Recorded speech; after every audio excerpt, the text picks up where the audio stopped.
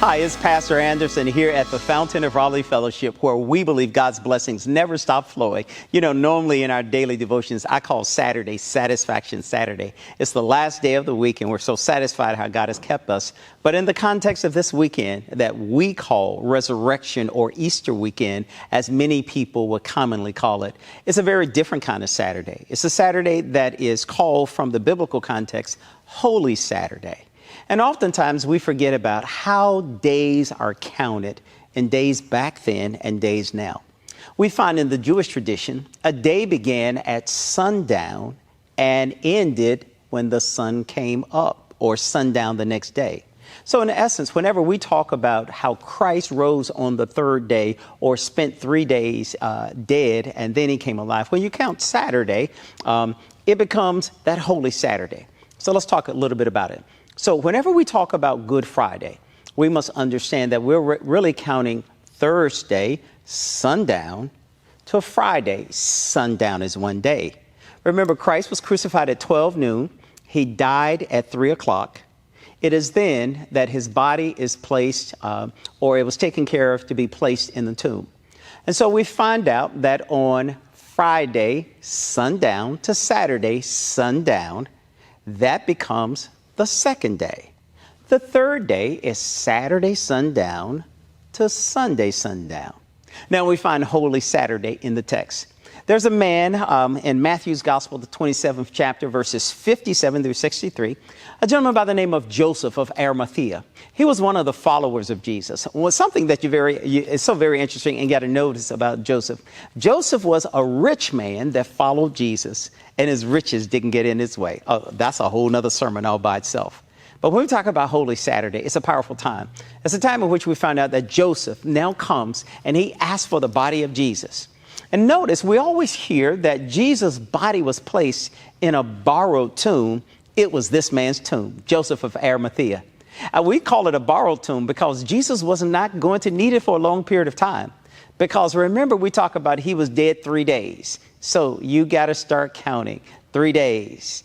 3 days, Thursday, 6 p.m., Friday, 6 p.m. is one day. So he died, technically, before Thursday was over.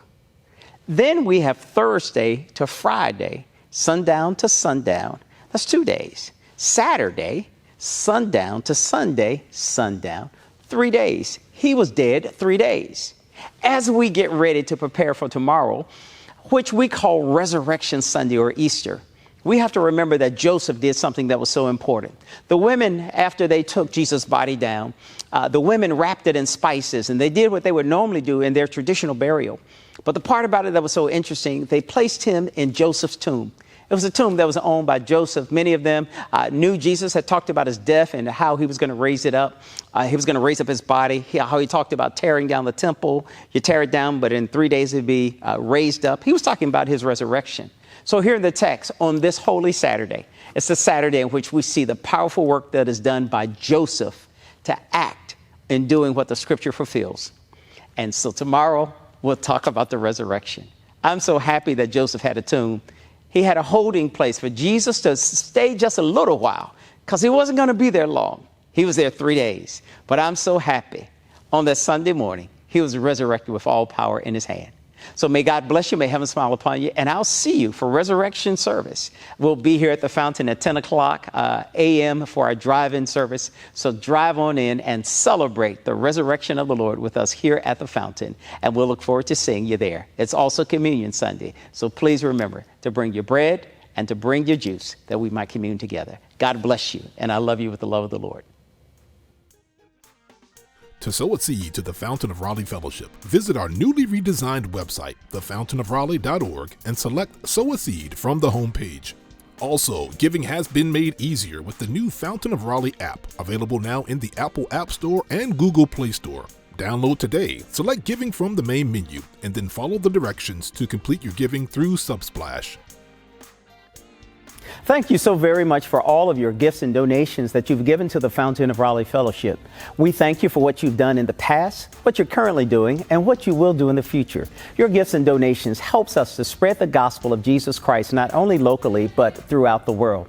Thank you again for your gifts, and may God continue to richly bless you. It is here at the Fountain that we believe that we are exceedingly and abundantly blessed, and may you receive those blessings that God has in store for you.